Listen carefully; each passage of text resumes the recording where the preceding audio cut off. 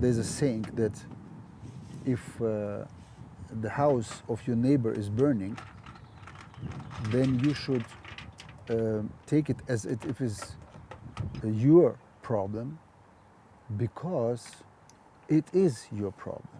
This being said, obviously I have an opinion. Good morning, Dr. T. Good morning. How are you today? First, who goes first? Let's. I will do the first All right. move, because white is usually. Lots of stuff going on in the news, huh? No, yes, so indeed we had the last 2 weeks a lot of news in the world going on. Yeah. What is going on in Israel and between the Israelis and the Arabs. Mm-hmm. And no, I guess, what do you feel about that?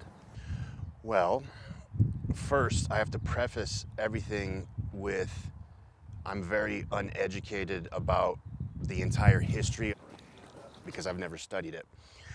I do see things being presented which they occur to me as, wow, like war crimes, like why is this necessary right now? Dozens have been killed in the heaviest offensive between Israel and Hamas since 2014.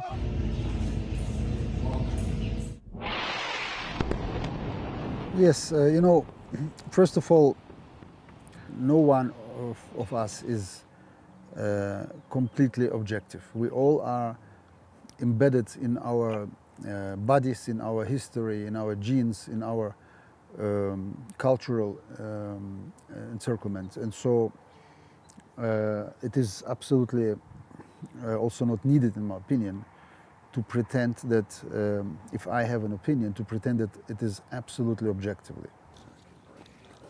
Obviously, I have an opinion as to what's going on there. I think this may be one-sided for some of our listeners, but it is important to listen to both sides, because only if you understand the situation of both sides, then you can begin to construe some solution for this problem.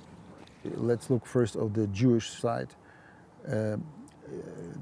Jews lived in this area since over 2,500 or so thousand or 3,000 years.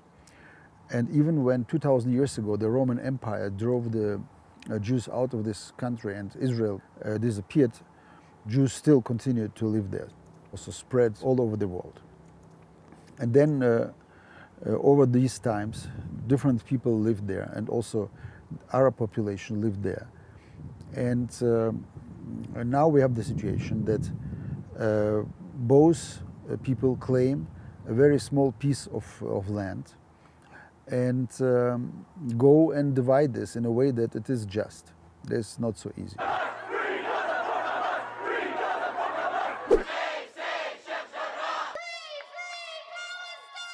1890 or so, there was a scandal in France, Dreyfus affair.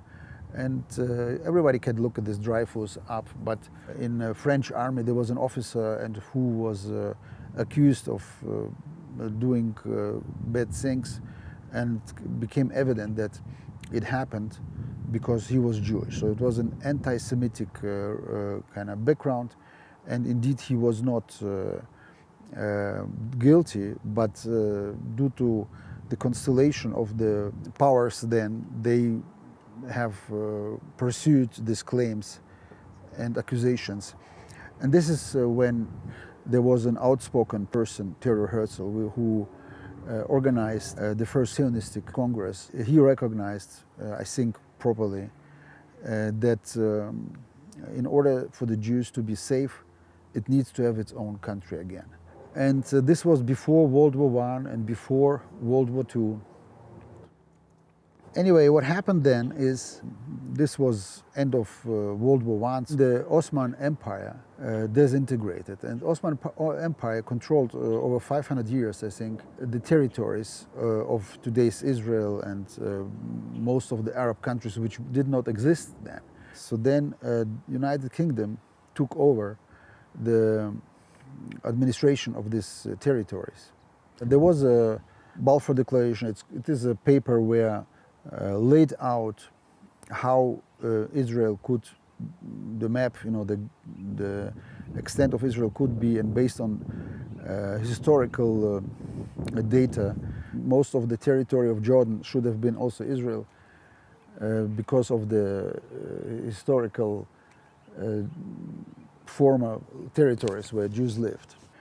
And what Great Britain did is it divided the Arab countries in very nice, big, well-to-defendable territories. So you can see, if you look at the map and you see how the territories of the Arab countries are, like Saudi Arabia and Iraq and Jordan. So it is big territories, which you really can say makes sense to divide this, because the crude oil was found in this area, and Great Britain was the power which controlled this.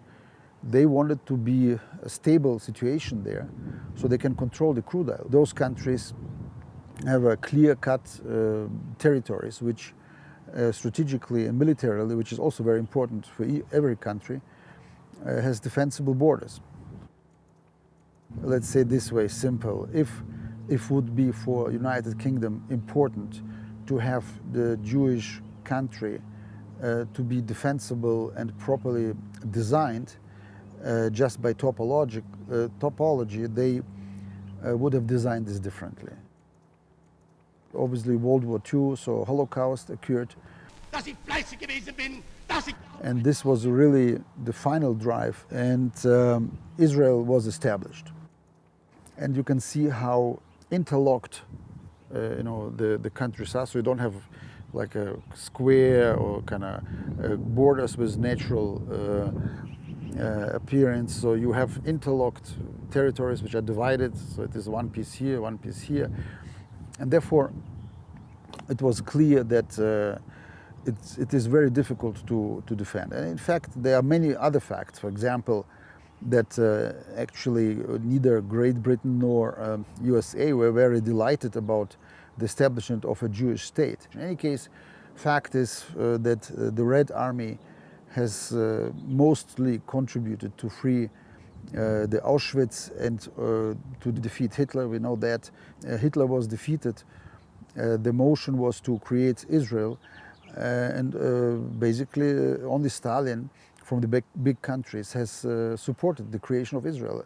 The United Kingdom was not very pleased. America did, after some considerations, finally did support. But I would like to point out that the very next day after creation of Israel, the Arab countries consolidated, immediately attacked Israel, because they said, we are not going to accept this here. إذا الفلسطينيين استرجعوا كل فلسطين، شو بيصير في 6 مليون يهودي؟ بتتوزع حول العالم. They would be Separated they in would other be countries. spread to the rest of the countries, or to other countries around the world. So they'd be thrown out. So يعني بينطردوا. طبعا. Of course. Okay. They can't stay? No, they can't stay. Why? It's our land. And they, by the way, have fought with English weapons, because Israel was under embargo. So no one other country actually wanted to supply the Jews with weapons. Only Stalin, Soviet Union, who wanted to supply Israeli army. Only thanks to this fact, Israel was able to actually to win the very first war. We have a situation now where, after numerous wars against the Arabs, and now we have to look, I think, into wider field, because the way it looks right now, I would compare it with two insects, let's say wasp and a spider. They are caught in a little box, and they oppose each other, and they fight for their lives, not to blame neither the Israelis nor the Arab population. The reason why this conflict between those two insects is because they are kind of in this cage, which does not allow them to develop properly.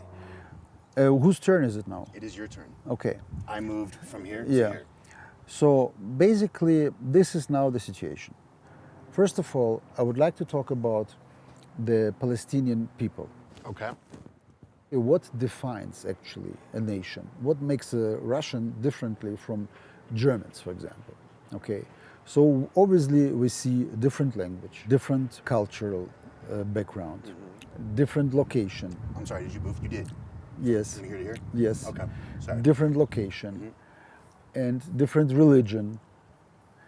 And so this is then the difference. Obviously, we all are humans, and we never shall forget this, by the way. Still, you know, whatever difference we have, we still are humans, and it is just the programming, if you want, of us. But if we discuss this, so we see we understand if you say French and Spanish, Russians and Germans and English and Japanese and Chinese and India, those are people where we right away understand those are different people.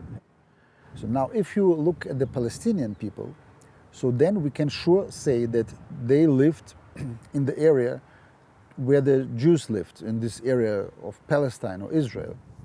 But on the other hand, because, as I said, the Ottoman Empire, it had no borders inside, so many nations lived there.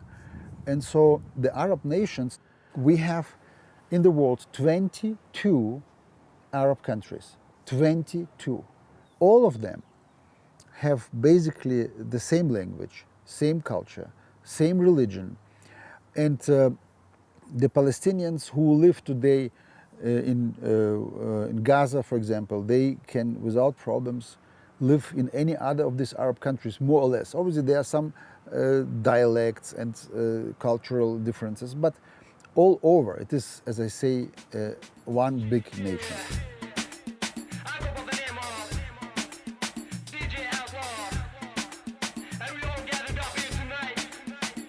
And by the way, the Arab always underline this. We are one nation. That's why many different countries which have nothing to do directly with this conflict in Israel, they support the Palestinians because this is just a confirmation. This is one nation. They feel this is one nation. Semitic nations are Arabs and Jews. They're cousins. They have very similar writings. The language is even similar. I have many friends, Muslims and Arabs, and many. There's Islamic people who work in the office, right? Yeah. And we have many patients, and I always ask, what is one in Arab? They say wahad, and I say okay. And in Hebrew, it's ahad. So Almost the same thing. yeah, it is.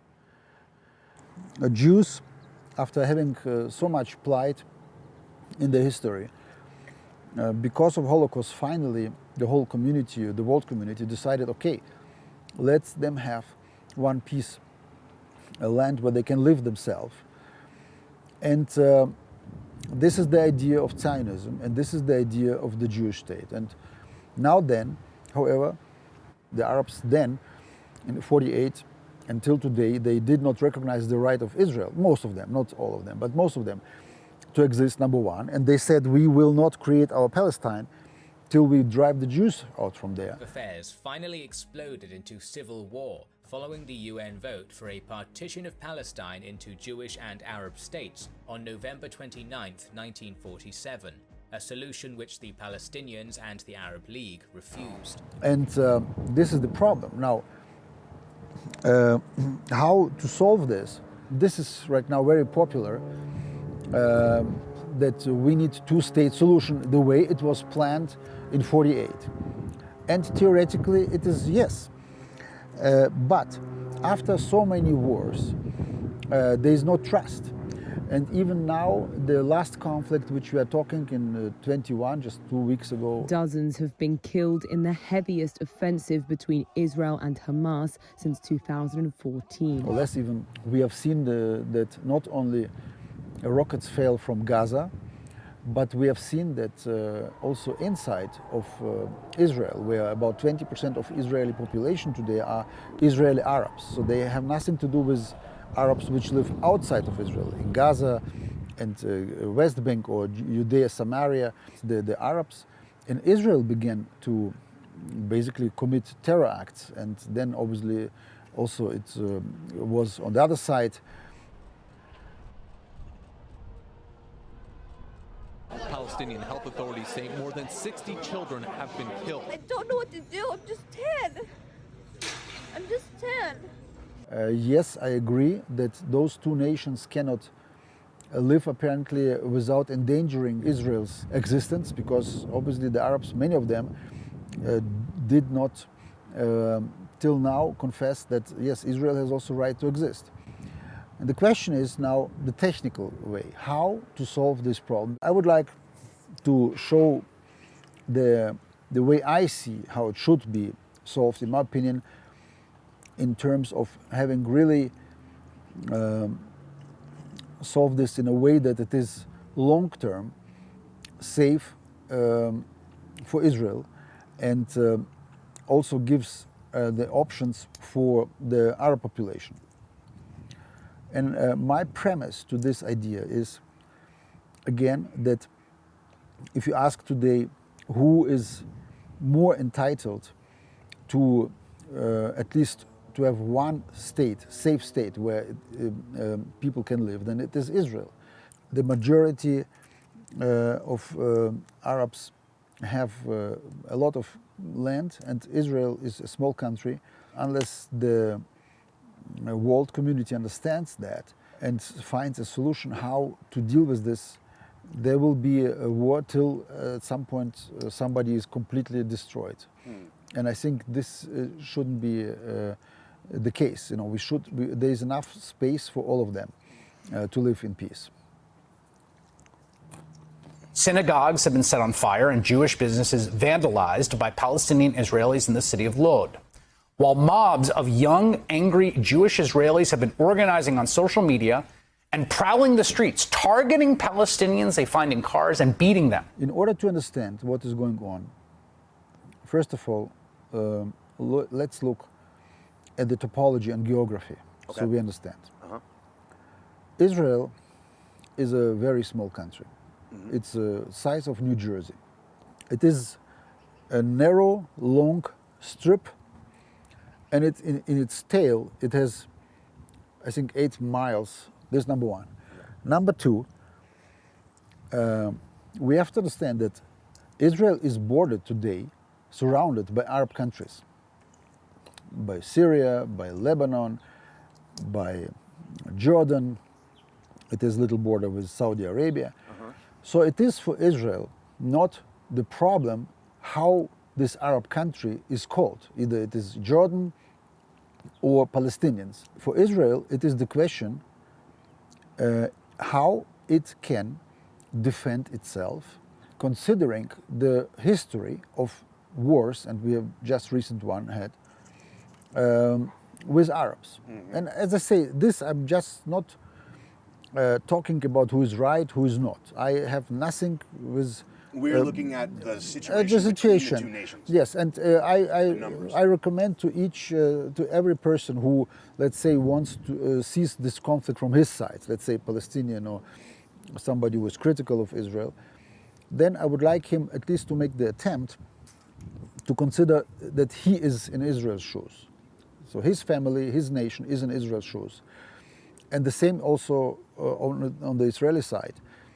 People say, why can't they just agree to have a second Palestinian state? As it is, by the way, also in Israel has a lot of support, and here in the US. And is it my turn? Yes.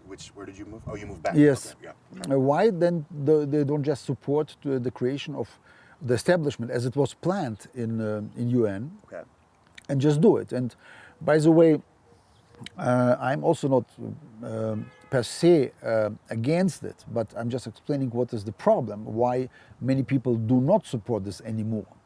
And yes, people are dying on both sides. The fact that Israel can defend its territories right now better than the Gazans because they have this high sophisticated shields, this is just the progress the Israeli society is having. But this is not the question. The question is, how can you tolerate that barrage of thousands of rockets is flying on you? No normal country can function. What happens, let's say, theoretically, if Israel would say, okay, dear Palestinians, let's divide now, let's go here. How Israel, by the way, already suggested, and Arafat has declined, and Abbas also, but let's say they agree to it. We divide now. Here we have one little strip, Israel, and even if we exchange couple territories to make it more little solid, everything is possible, it's negotiation. But then what happens? Imagine this Hamas, let's say, would have now suddenly its own country. And now, as a sovereign country, they could obviously acquire every possible weapons they have. Now, Israel, with this little strip land. In the skies, the trails of Israel's Iron Dome missile defense system. It shot down most of the Hamas rockets. Is barely defending and actually not acceptable against these rockets, which are basically done in the basement. And now what happens if they purchase some, let's say, Grad rockets, which are made in Russia, or they in Iran? If they say we want to have our own country, then there is no way a sovereign country can be stopped from acquiring these weapons if right now, even in this closed environment, Israel is not able to prevent them to get the small rockets. West Bank and in Gaza, the Palestinians are controlling themselves. Israel went out from these regions just to let them alone, and the hope was that they will just do their life and be okay. But in the moment where Israel went out, they immediately began to barrage, with thousands of rockets. It was during like 10, 15 years ago it began, when Sharon get out. And they immediately used this option. Instead of building their own society and economy, they immediately began to attack Israel with those rockets, which showed that they do not accept Israel to existence there. The West Bank, Gaza and Samaria are topologically above the rest of Israel. So it is like the Golan Heights, where that's why Israel annexed them, not because it needed these couple mountains, but because the Syrians, they placed cannons above Israel territory and just shoot down. How can you protect against that? And people have to understand that Samaria and West Bank is in the same location, so it is basically above Israel's ground. So not only it is hidden in the heart of Israel, it is above the ground. So there is no way Israel can just say, you just build Hamas, please take this and just make a peaceful country. Based on what? Based on which history can we say that it will be a peaceful coexistence? It won't. There's no way. So how can you demand, how can Israelis, many of them, and Americans, and now even the public, because they think now they understood everything, how can they demand that Israel does not defend itself, that Israel allows yet another country in territory, and having this topology, having these little countries, there's no way it can survive. So then the country shall say, okay, we don't care about the Jewish nation, just let them eliminate, and that's it. But this is, this is not going to happen as easy. The world community is accusing Israel of closing down the Gaza and insulating this, but somehow it's very strange that in most of the news channels never say that Gaza has also a big border with Egypt. So when they say, for example Erdogan sent several years ago several ships to kind of break the enclosure of Gaza down, somehow say, yeah, the blockade of Gaza, now Israel blockades Gaza, but Egypt, Arab country, has a border with Gaza, and they close it down. Nobody talk about this. Isn't it funny? These terrible pictures from both sides are being displayed, and everybody says enough is enough, and Israelis are the first one who wants to have peace. I may remind that the Jews in Israel, since World War II, didn't have a minute of peace. We have to understand that. When Israel was established, the Israelis in general said, Arab states, thank you for the ability that the UN gave Jews to have at least some piece of land. And we will show this again on the map. And, Israel, the Jews took what they were given, basically. They had, came from Auschwitz, and try to go back, who survived to Europe. And what happened there in Poland, in Litauen, they were murdered, several thousand people were murdered after World War II because they wanted just to have their homes back. The Jews said, okay, we have to go somewhere. So they kind of took the opportunity now in 48, those 3 years after World War II ended, to go there. And I agree actually with the motion that the Arabs say that actually this problem was created by Europeans. So they shall do something about that. And I agree with that. Does not mean that Israel should not exist, obviously. Israel is there. But the fact that the Holocaust, this genocide, happened on European soil and brought so much suffering to the whole world, is definitely has a merit in it. Israel was established. The very next day, the Arabs attacked Israel. And as I pointed out, thanks to supply of weapons, Israel was able to overcome. And since then, the wars never ended. And by the way, when the Arabs attacked, they said, Syria, Jordan, Egypt, they said to the Palestinians, let's call them this way, who lived and who were supposed to become the citizens of the new to found country, they said them, go away, we're gonna drive the Jews out there and then you come back. And this is why many Arab countries, Arab people left, in the hope that the Arab countries will get the Jews out and they will return them. Many Jews, hundreds of thousands, I think over 600,000, were forced to leave their countries, Arab countries, where they lived also for centuries, and they went to Israel. And those people who were displaced through these events, let's say, refugees, normal people, they have nothing to do mostly with this. And now the interesting situation here is, those refugees who decided not to go back to Palestine, they were not allowed to integrate into the societies. Till today, in Arab countries, these Palestinians, so Arabs, for me this is normal Arabs, call them Palestinians, but we discussed this is normal Arab population. They are not allowed to be members of these countries where they are being held in these camps. They are not allowed to have citizenship, to have similar rights. They are intentionally kept in these closed camps to, instead of help to solve these problems, there's their brothers suffering now in third generation. And may I remember that based on UN definition, refugee cannot be in second or third generation, because the first generation is refugee, but then the refugees, they stay, they settle down, and then they live their lives. World humanity goes on. So if they're born there, then they're natives. No, yes. So, but here what happens? The Arab countries intentionally disallow those Palestinians who were displaced by World War II events. There is no question what happened to Jews, to Arabs, to all nations who were involved. We know that. Millions of people died.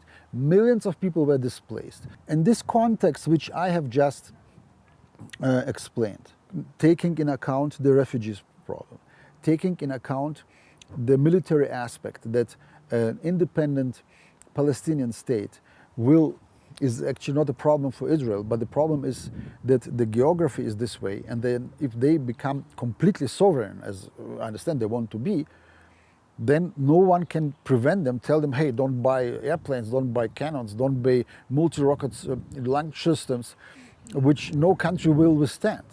And this is the problem. So if in the moment where people who understand military strategy, if they would say, okay, we agree to this, the next day there will be war and nothing will be stopping again the fighting, but now with much more deadly weapons. So now I look kind of rational, and I see here huge Arab nation, 350 million. They own half of Asia, and a third of Africa is Arab countries. And now mid in there is a little spot, like 20 miles times 100 miles, like 20,000 square kilometer, which 50% is desert. And there live now Jews after so long suffering. My solution would be, if I could kind of dictate like paternalistic, means I'm dictator, but like a father.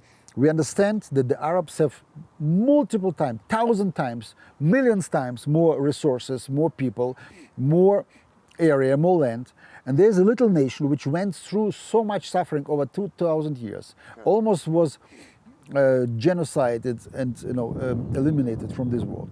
Why don't you say, okay, let's get those people who are suffering in Gaza, let's assemble a fund for them, that they get offered to move to any country they want, like Europe, like USA, like Jordan, like Saudi Arabia. Doesn't matter. Give every family $100,000 in hand. This is finance from Israel. Not from Israel. The whole community shall do it. From taxation dollars.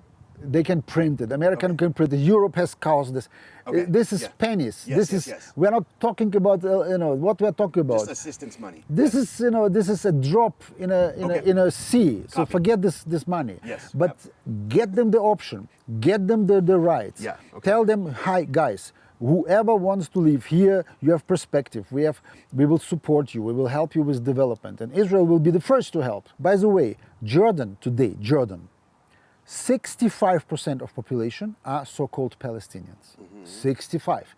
Now, for me, they're still the same. But if you want to define the 65, so organize an election there, and then you have immediately your democratically elected Palestine. So it is. But I'm not saying that now let's destroy Jordan for this. That's not the question. No. The question is that if somebody is wise, with really kind of normal approach goes, you understand? Yes, the Jews are very bad. I know they want only war.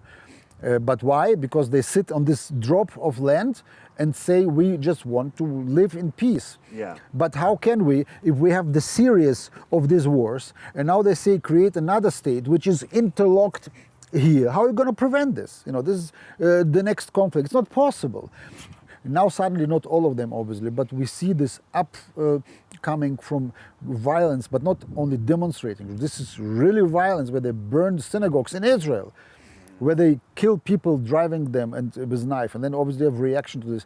So I say you can see that it does not work. The integration is not so simple as we see it. We know this from all countries. We see this. So the fact that the world is so focused on this conflict, and we are talking about here war crime. Okay, let's talk about war crime. Israel, now we understand, is doing what it can to defend itself. Same as Palestinians doing what they say. They have the weapons to just inselectively pound Israel with small rockets. They say we don't have any others. That's why we use what we have. Okay, Israel uses also what it has. It's tried to avoid civil casualties, but it happens. But I have another question. Now I hear that the International Criminal Court and then UNRWA, this is the UN Organization for Human Rights, wants to charge Israel for war crimes. May I ask you a question? When United States illegally invaded Iraq in 2003, against UN recommendation, was there ever anything charged? No, but there should have been. Yes, that's not the question. Were they ever charged? No, but there should have and been. When NATO bombed Yugoslavia against all the international law, were they ever charged? And if Turkey is fighting the Kurds, 40 million people, Kurdish people, have no nation.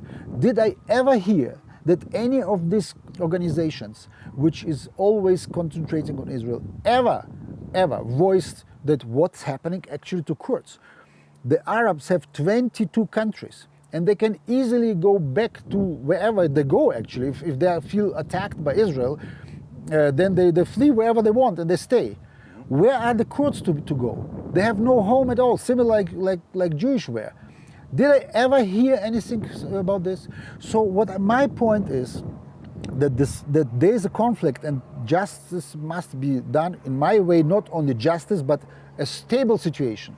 There is no help for anyone if we create pseudo-solution, and tomorrow it will be again war, as I explained, which will not work.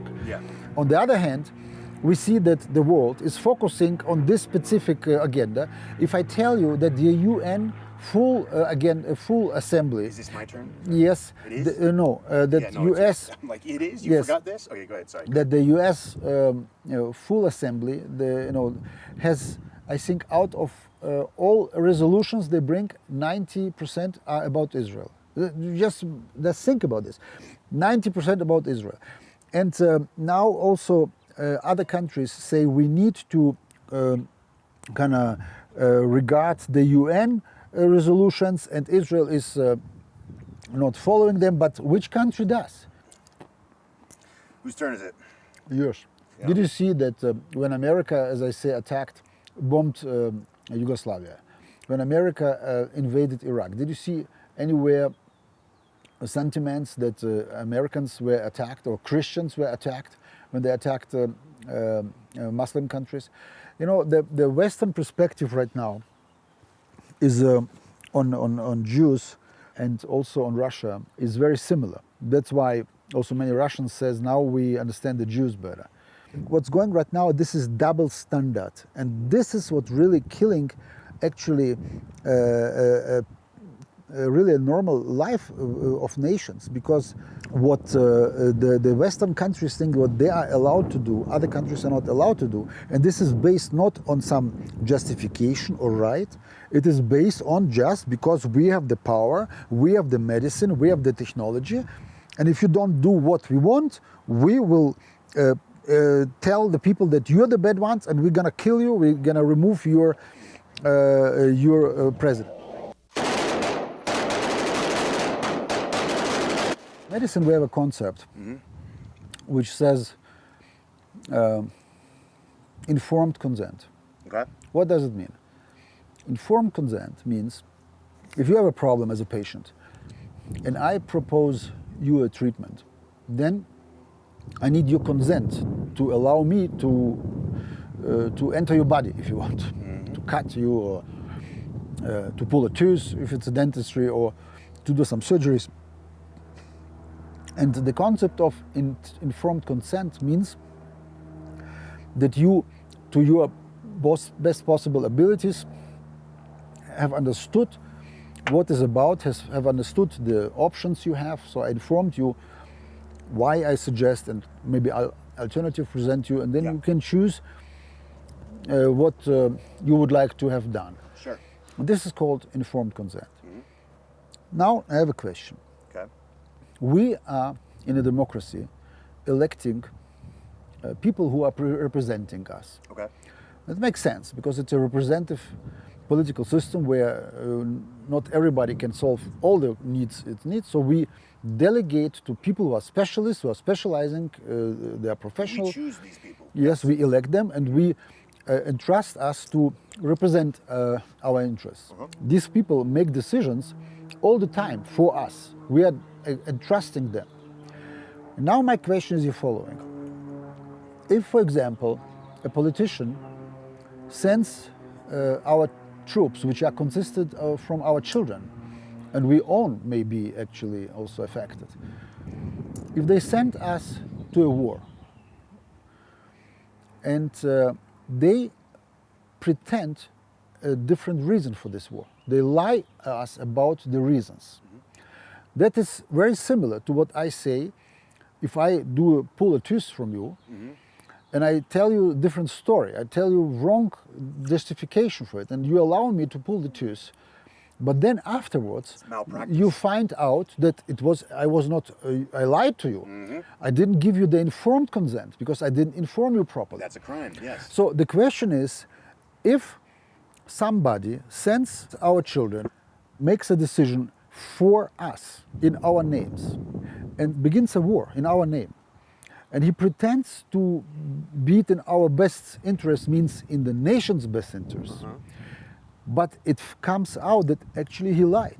Yes, there was an interest behind this, there's no question, but whose interest? Of a special person, special interest of some corporation which made the money, or so forth. So how is this being dealt with? This is the entire crux behind my dissatisfaction with the United States. when I was younger and I saw this happen when the Iraq War 2003, when they told us there was weapons of mass destruction, we need to go to war with these people, I said, okay, I was pissed. I almost signed up to go. I just came and I was not even citizen. I'm still not because of this. Let's go get these sons of bitches right now, you know? Yes. So they said, okay, he has weapons of mass destruction. Let's go find them. Yes. And then months later, there was no evidence. America mobilized the troops and sent over 350,000 Americans. You can just think about this. 350,000 young people here from the US went overboard and assembled army, which was then comprised internationally.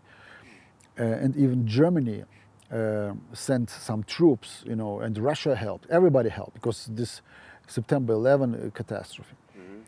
And then at some point, Saddam Hussein said, yes, okay, we're giving in to pressure. We allow now to inspect the sites which you presumably say they are weapons of mass destruction, because he didn't allow this before. That's why America presumably built up this threat. And then suddenly Saddam Hussein, okay, he understood it is serious now. He said, okay, I'm giving up. Yeah. Come in. Germany and many, many other countries said, wait a minute. Saddam Hussein allowed the international community to enter the country without war and to check the sites they wanted to check. And the Americans said, no, we're still going to war. And this is where I say stop. If the threat was built up to check those sites, and he first didn't want to allow this, but then understanding that it is serious, he did say, okay, now get in. Everyone said, okay, there is no need for war, then just go and check. And the Americans still began the war, killed, are responsible, they're here with, for hundreds of thousands of people killed. So this is where I said, wait a minute. If a country goes without good reason, means good reason, explain to its nation, to war, then something is wrong. Then the democracy is here not really democracy. The German foreign minister, Joschka Fischer then, and Schröder, the Bundeskanzler, he said, no, we are not going to support illegal wars here. Now I need to understand what is going on. This was in 2003. And since then, obviously, I know much more about this country. I'm asking myself, why are the people who have misled the American public, who are responsible? I know people who died actually, because we have Coloradans who went to war. And this continues and continues and continues. They get reelected. Yes. They get reelected. Joe Biden was one of the chief architects of the Iraq War. Yes, reelected. and this is, I think, this is the arrogance. And right now, I can say I'm very kind of concerned many regards. And the signs which I see here, also this movement against Israel, for example, it shows how little informed the people are behind. I understand also like your feelings, and my feelings are the same. My mom, she sees, the Arab children and the Jewish children, she's crying. I blame here the media, which did not inform the people over years and years and years. In America, they were actually even better. In Europe, even worse. Because whenever something like that happened, we look at this, they show the crying children in Palestine, the Gaza, and we agree with this, nobody likes it, but you have to make the people understand why it is happening. You can ask why Europe took millions of refugees from Syria, which they have contributed to destroy it, because ISIS was financed by NATO, by West countries, but because Germany has apparently not enough birth rate, they allowed the Arabs to come in. But the question is, why don't they offer this to the Palestinians and do a concerted approach to solve this problem once and for all, instead of leaving this and just watching how it gets worse? Wow. All right. I feel bad because I feel like I am winning this game. No, you're not. I feel like I'm doing better than I thought I would do. Yeah. Now you are ready to smoke me now? Yeah. Because I'm going to smoke you now. Okay. You understand? Yeah. Okay, good. All So right. far, you nicely distracted me. Okay. I know, I'm distracting you, and I'm And now let's see whether I still can win it.